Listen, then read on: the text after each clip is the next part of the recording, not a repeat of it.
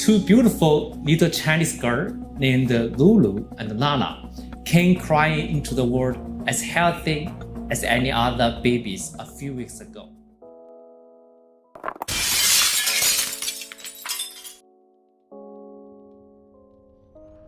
Every once in a while, something happens that fundamentally changes the way we think about everything. A metaphorical brick is thrown into the collective window of humanity and people gather around to look into the future.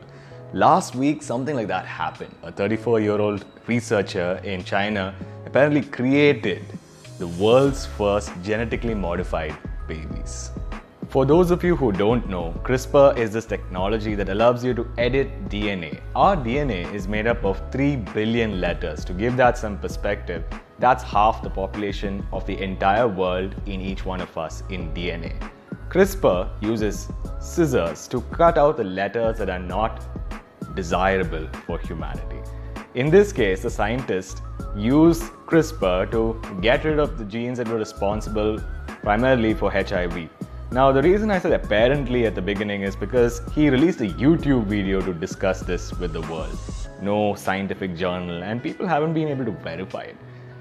Obviously, everyone's outraged. All scientists all over the world are saying this is a terrible thing. So I thought we'd leave them to that and move the moral needle of our compass forward with a discussion on this subject. I want to talk about two specific instances. The first is my grandfather died of stomach cancer. It's really sad. And if someone had told me before when he was born that I could use this CRISPR to edit his DNA so that he would never ever get cancer, I'd have said yes in a heartbeat, because I really saw him suffer towards the end, and it wasn't even my grandfather, it was just the stomach cancer speaking. So CRISPR all the way.